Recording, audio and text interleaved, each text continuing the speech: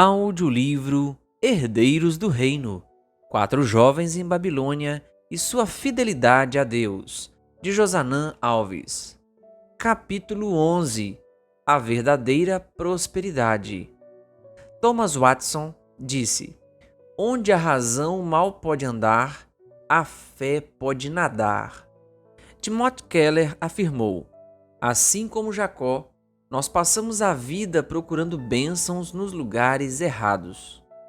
Nos capítulos anteriores, vimos que o objetivo da fidelidade bíblica não se fundamenta no que recebemos de Deus, mas no que acontece em nosso caráter quando somos fiéis.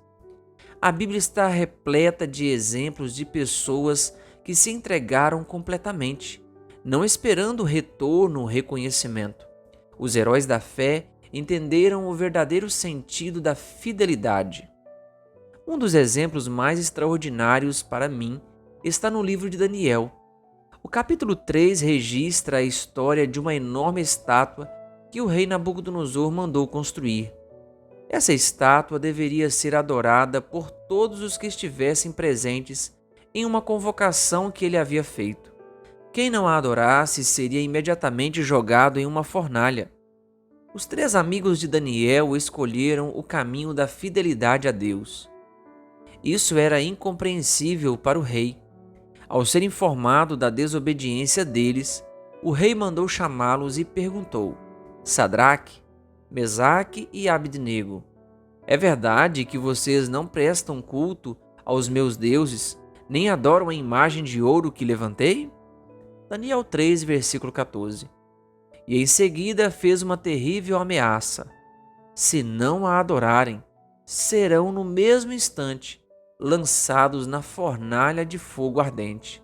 Daniel 3, versículo 15. Sabe o que o rei estava realmente dizendo? Ser fiel é arriscado. Vocês estão dispostos a correr esse risco? Até aquele momento, Sadraque, Mesaque e Abednego estavam em silêncio. Mas quando o rei disse: Quem é o Deus que os poderá livrar das minhas mãos? Daniel 3, versículo 15. Os três não conseguiram ficar calados. O rei havia afirmado que a fidelidade deles não daria um bom resultado, pois na concepção religiosa de Nabucodonosor, só valeria a pena ser fiel a um Deus que demonstrasse poder com livramento. Para o rei, o Deus dos hebreus não tinha capacidade de livrá-los. Muitas vezes achamos que nosso Deus é mais parecido com o Deus de Nabucodonosor do que com o Deus dos três jovens. Criamos mentalmente a ideia de um Deus que tem como principal função nos livrar, abençoar e proteger, sempre de acordo com a nossa concepção de livramento, bênçãos e proteção. Precisamos entender que Deus é soberano e sábio. Seu principal objetivo é nos transformar e não necessariamente nos fazer felizes nesta vida.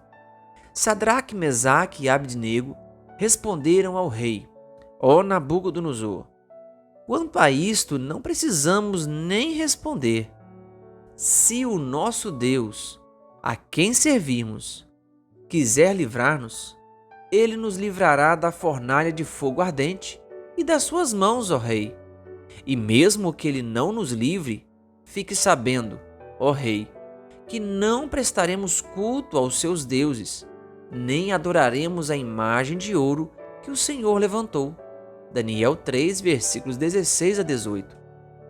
A resposta deles ensina as seguintes verdades. Número 1. O Deus de Israel é capaz de livrar e socorrer. Por isso eles disseram, em outras palavras, cremos que o Deus a quem servimos é capaz. Você realmente crê em um Deus capaz de livrar? Precisamos ter a certeza de que nosso Deus é um Deus vivo, atuante e poderoso. Ele é capaz de fazer milagres, de livrar e socorrer. Nunca duvide disso. Quando as dúvidas tentarem tomar conta da sua mente, vá à Bíblia e relembre que o Deus a quem servimos trouxe o mundo à existência, abriu o mar vermelho, ressuscitou mortos, acalmou tempestades, curou graves enfermidades. Esse é o nosso Deus. Nele devemos confiar. Número 2. Não o servimos por causa do livramento, mas por ele ser o nosso Deus. A maior recompensa de quem é fiel não é a bênção de Deus, mas o próprio Deus. Essa foi a resposta dos amigos de Daniel ao rei Nabucodonosor. Com confiança, eles estavam afirmando: Deus pode nos livrar da fornalha e das tuas mãos, ó rei. Mas se em sua soberania ele decidir não nos livrar, saiba que continuaremos fiéis a ele. Isso é extraordinário. Eles mostraram sua completa confiança em Deus, enquanto deixavam para Deus a liberdade para fazer o que quisesse. Eles estavam seguros na capacidade de Deus de realizar milagres, mas serviriam a Deus mesmo sem qualquer atuação sobrenatural em seu favor.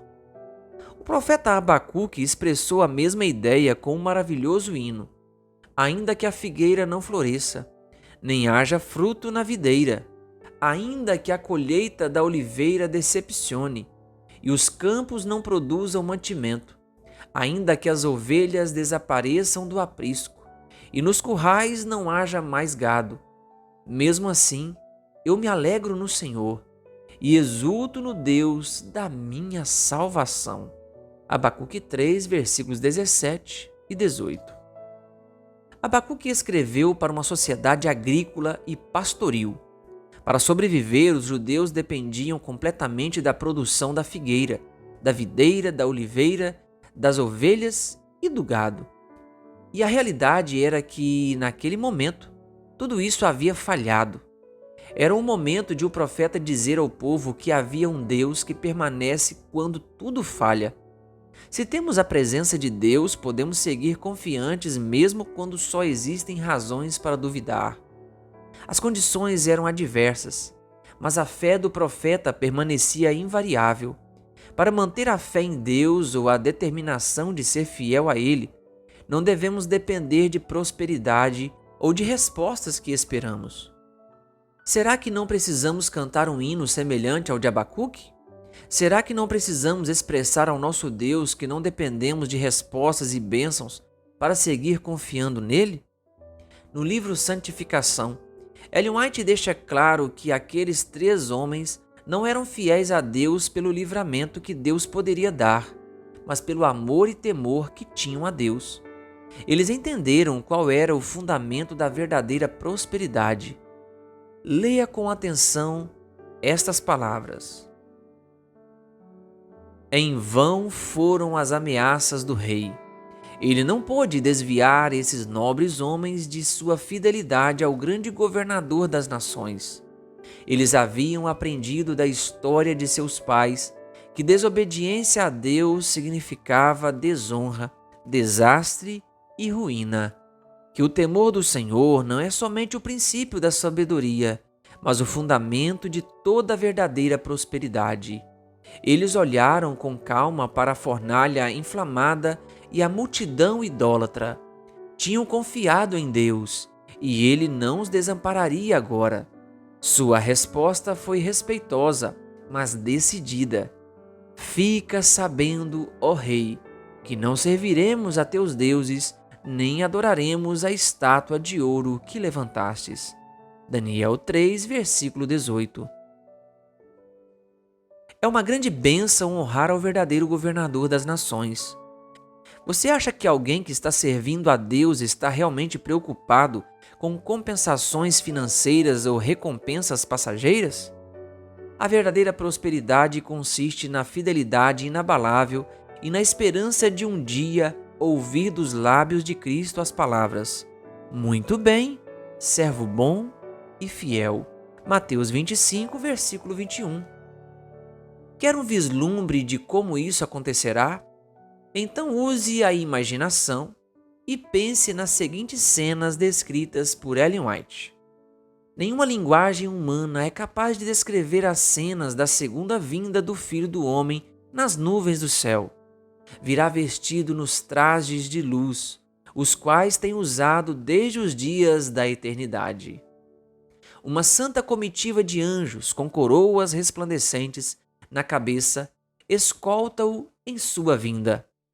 Por entre as oscilações da terra, o clarão do relâmpago e o estrondo do trovão, a voz do Filho de Deus chama os santos que dormem. Ele olha para a sepultura dos justos e levanta as mãos para o céu.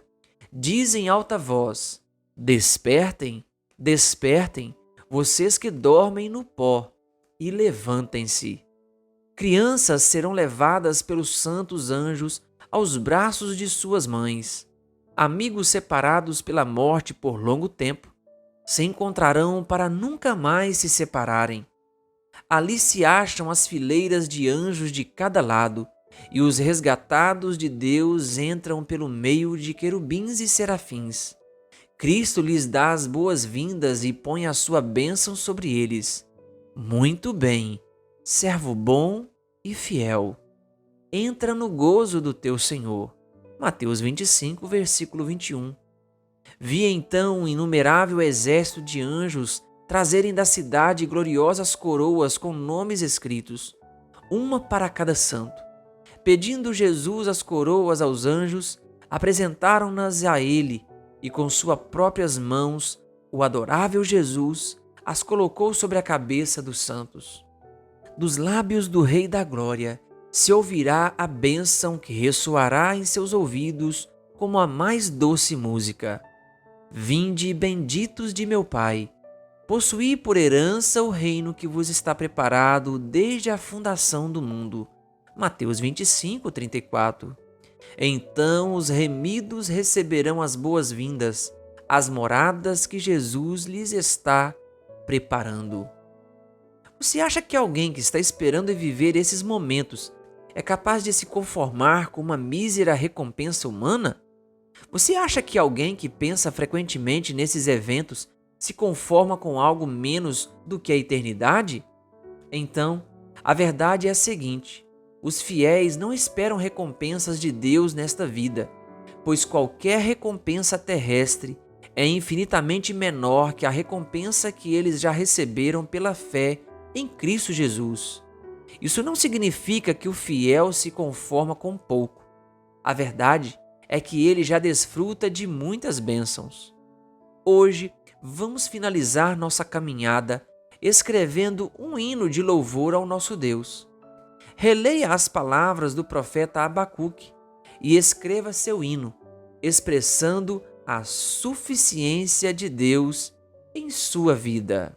Abacuque 3, 17 e 18 diz: Ainda que a figueira não floresça, nem haja fruto na videira, ainda que a colheita da oliveira decepcione, e os campos não produzam mantimento, ainda que as ovelhas desapareçam do aprisco, e nos currais não haja mais gado, mesmo assim eu me alegro no Senhor e exulto no Deus da minha salvação. Escreva agora o seu hino, expressando a suficiência de Deus em sua vida. Escreva: ainda que... Clique no link na descrição deste vídeo e relembre onde está a verdadeira bênção. Que Deus lhe abençoe.